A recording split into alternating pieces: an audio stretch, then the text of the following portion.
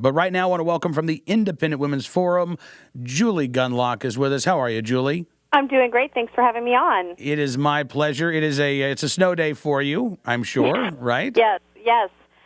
But the husband is home, so I haven't had to, turn the television on and throw candy at my kids. They'll let me alone for a few minutes. Good. I'm glad. My wife gave me a look that can best be described as a cross between "I wish I could go with you" and you getting to go as I left this morning. But she was very nice. She helped me shovel out the car before I left. Aww, yes, yeah. That is good. That is nice. So how many times today have the kids gone in and out and in and out and in and out? You know what? Yes, and let's just say the house was perfectly clean this morning, and it is now just honestly, I want to move. I don't even want to clean up. I want to put a for sale sign in my front yard and move away, far away, because I can't deal with it. It's so depressing. I wish I hadn't cleaned yesterday, but I did, and so the house is totally destroyed, and they come in so wet, and they have no regard for staying on the nice towel that I've placed there for them. So Anyway, that's fine. It's being a mom, right? So I mean, it is what it is. But it is that to me is like just one of those things that there's a lot of look. Snow's pretty. Don't get me wrong. Oh, it's great. But when you're a parent, when you're a pet owner as well, like that's the other annoying thing, right? Yeah. But here's the thing. My dogs actually know better. We get back inside. My dogs stop right there. They wait for the towel. We towel them off, towel off their paws.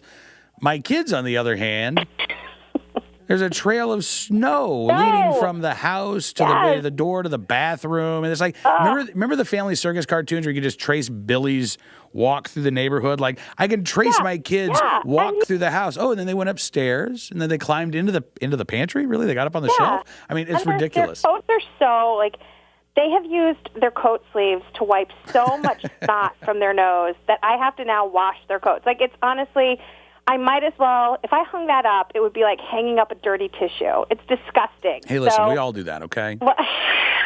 You don't always have a Kleenex around. No, especially when you're a kid. Anyway, so yes, and everything's just, I don't know, everything's just kind of gross when they come in at the end of the day. So now they're in, we've started a fire. I'm going to start dinner soon, and they're not leaving again. We've had enough snow fun today. All right. You've got a piece at the Federalist right now, and that makes me happy for a couple of different reasons. I love the website. Of course, I love your writing.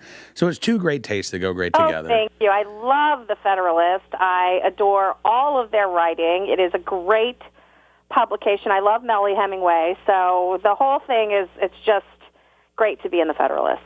So your piece, The First Food Snob and Her Mommy Blogger Allies Make Mothering Difficult. The first food snob being the First Lady Michelle Obama? That would be her, yes. Who said that Kraft macaroni and cheese is not real food? Yeah, so you heard about this. So, she did an interview with Cooking Light where she said, and this is what's so hilarious, is that I'm sure a lot of her sort of, the people that are devoted to her, agree that this was a slam dunk interview. It's her looking really, like an average mom, really just trying to improve the diets. But, in the interview, she basically says, well, this cook that we hired to come to our house and teach me how to feed my children in a more healthy way. I mean, they're, right there, she's sort of losing people because, a lot of us have to figure this out on our own. And then she says, she had this whole line about how Kraft macaroni and cheese, it's not real food. And, I don't know any moms, even my friends who are the busiest moms, and, I don't know anyone who presents their child with Kraft macaroni and cheese and, swells with pride, right? We're not idiots. It's like, often if I'm going to feed my kids this stuff, it's because I'm busy. I need to take a shortcut. I've got a million things going on. Like tonight, I've got a school function. My husband has a Boy Scout function with the kids. There's a good chance it might be a Kraft macaroni and cheese night. And so it's just kind of irritating. And then she has this whole demonstration. If the cheese comes out powdered, it's not real food. Well, it's just kind of. And again, I started my piece out off talking about the First Lady, but then I went in to talk about other mom bloggers who are even worse about making moms feel bad about occasionally taking a shortcut. Yeah, I'm telling you. So I don't read a lot of mom blogs, Julie. I just don't. I don't read a lot of dad blogs either. Sure. But this piece by Momavation. Yeah. 10 processed foods to never, and as you say, never feed your kids, right? Right. Starting with the go-to snack, I would say, for the parent. I mean, like, first there's Cheerios. You graduate, your kid from Cheerios to Goldfish crackers, right? I mean, that's just sort of the standard progression. Never feed your child Goldfish crackers. Now, it's not because they're a choking hazard or anything like that. It's because they're not certified organic, and they're not non-GMO. So the better alternative is Annie's Organic Cheddar Bunnies, which cost so much more. And what's just so insane is that... But they're cheddar bunnies, Julie. Exactly. Yeah, they're the same. Exactly. They're the same thing. I mean, this is the thing that, okay, so as you said, this site called Momavation, and it's, I mean, I write a lot. I try to tell moms to, calm down. It's not as bad as they say it is. I know a lot of these websites tell you you're killing your kids. There's toxic things on every store shelf. But this website, Momavation, is truly it's dedicated, and their writers, what's so sad is their writers are moms. And they're literally dedicated to terrifying moms and saying really outrageous things. And again, they put up these listicle articles, their lists and their articles, and they say, things like 10 processed foods to never feed your kids. I mean, they use this incredibly hyped up language. The hyperbole is through the roof. And so again, and they say things like, Goldfish crackers because the cheese isn't organic, okay, or it might come from cows that ate, GMO feed. I mean, it is so crazy. And of course, and the citations in the article are to other listicles. They're not to scientific articles or any data. It's to other sort of these wacky listicle articles. I believe you call them scientificals now. Yes, scientificals, yes. And so, I went through the article and tried to debunk a lot of what she was saying, but my broader point is this is just a terrible narrative for moms. It's absolutely monstrous to tell moms that, on those nights where you've got a million things going on, and kids pulling you in 50 different directions, that, that you're somehow a bad mom. Because, again, the title of the article was never. And so if you send your kid to camp and they get some Goldfish crackers, I mean, this is a way to turn into one of those moms. Those moms who's always saying, well, Timmy can't have dessert, or Timmy can't have this, or he can't do this. I mean, look, I think that if we really want to help moms, we'll tell them, look, we get it. Everyone needs a break. And not to use these kinds of hysterical words. It just doesn't help anybody. And frankly, I mean, more importantly, none of it's true. None of it's true that this stuff is harmful. This is my favorite. Can I tell you my favorite? Yeah. It's number 8. Kellogg's Fruit Loops and other cereals. And other cereals, right? Yeah, period. Just and other cereals. And yes. So tell them what she wants you to eat. But here's my favorite line in this whole listicle. The unique spelling of fruit is probably because you won't find any real fruit in this cereal. Are you kidding me, Julie? My entire life, I've been thinking that I'm actually eating little bits of strawberries, mangoes, papaya, bananas. I thought I've been digging into a big bowl of dehydrated fruit my entire life. I know. It's honestly this woman. And by the way, the woman who wrote this article, I think her name is Elizabeth Bruno. It says, okay, she's shoveling out all this dietary advice, all this nutrition advice. And then you look at her bio, because gosh, she's got some really serious opinions on this stuff. She must be like a doctor or a nurse or something. She says, all her bio says she's a working mom and a pirate enthusiast. I'm not kidding you. There's absolutely nothing on her bio that says she's in any way qualified to... Oh, wait. Now, hang on here. Because she's added to her bio. So let me stand in defense of Elizabeth Bruno. I just want to add a little more perspective for you, Julie Gunlock, all right? Yeah. She's more than just a working mom and a pirate enthusiast. Let's go. Which is cool enough. Anyway, she's a wife.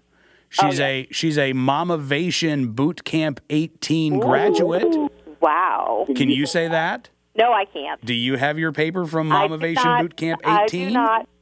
I do not. On her blog, she writes about life, parenting observations, and her journey to a healthy life. She's a newly professed runner and has dropped nearly 70 pounds by changing her diet and incorporating regular exercise. And although she doesn't like labels, Julie, she is often considered crunchy with her electric car, vegetarian diet, penchant for impromptu dancing, and commitment to being green. So there you go. There's just, you know. There you go. I'm sorry. I stand corrected. But you know what? My point was, I sort of muddled my message there when I was saying, gosh, you know, she's a pirate enthusiast. She's not a nutritionist. You certainly don't have to be a nutritionist to know that Fruit Loops are not indeed fruit. I mean, a lot of this stuff was kind of common sense. And again, actually, in my piece, I did have a moment of sort of like, if you will, dancing with Elizabeth Bruno and agreeing with her because I said, look, you know, I don't want kids to survive on a diet of Go-Gurt and Fruit Loops and things like that. I certainly hope that kids eat more. But first of all, a lot of, as you say, a lot of the stuff she was talking about was pretty common sense.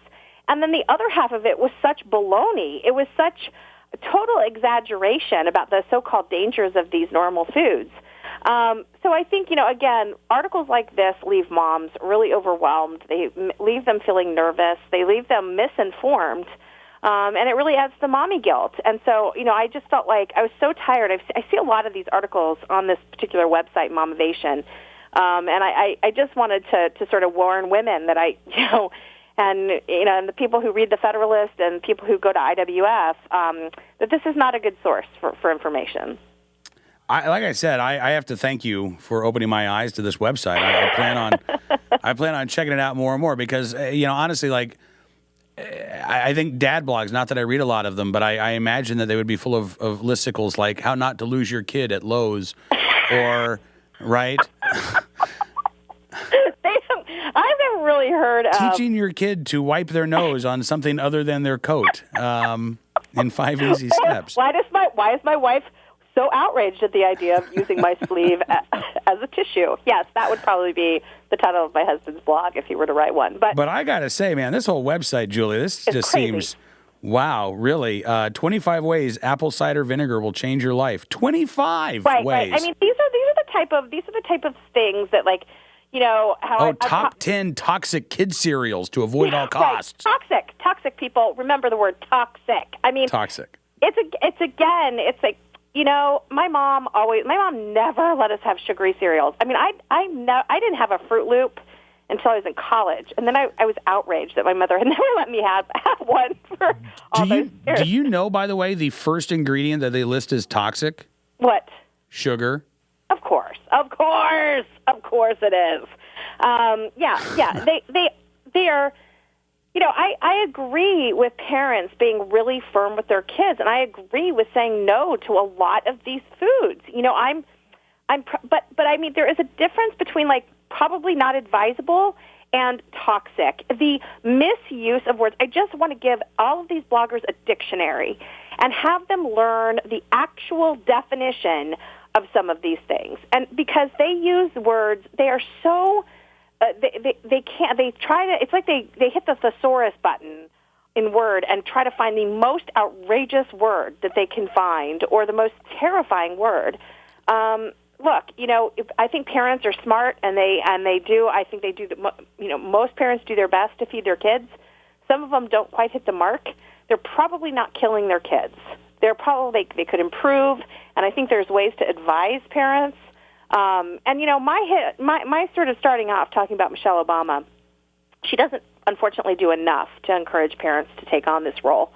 I found her interview a little bit off-putting, but you know, if we had a first lady who did a little bit more to tell moms, you know, you really matter to kids, moms and dads do, and if we had a little less of the hysteria from groups like Momivation, then I think we'd be in better shape. All right. Well, listen. After they get done with the dictionary, can you ask them to hand it off to the Brady campaign, because they're calling national right to carry reciprocity legislation evil? So I think they've got some definitional difficulties as well. They use the same playbook, absolutely. Right? Yes. How guns and your kids' cereal are destroying the world.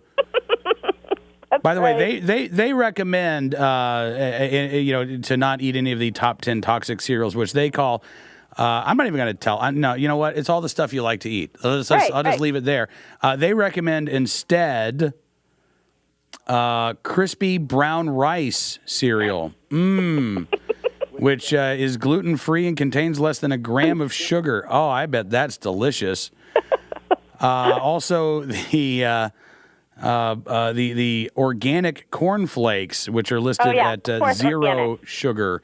Yeah, well, look, my mom, as I said, I didn't really have sugary cereals. I didn't know that they were that great. I did. And I think you can train your children. I think you can sort of get them to eat healthy if you eat healthy. So I don't want to discourage people from getting healthier things, but you do not need to buy organic. You do not need to buy expensive products in the store. It's marketing. It is a marketing campaign. Do what you can. Buy what you can. There are low-sugar, generic brand cereals that are perfectly fine, but do not spend your finite resources on these really trendy, really expensive food products that are not in any way safer. That's my main message. All right. Well, I'm on point with you. I'm not trying to say go out and eat this sugary cereal. I'm just trying to say there's some choices out there that aren't necessarily organic or fancy that are just fine. How do you feel about pirates, by the way, Julie? Well, I used to like them, but not anymore.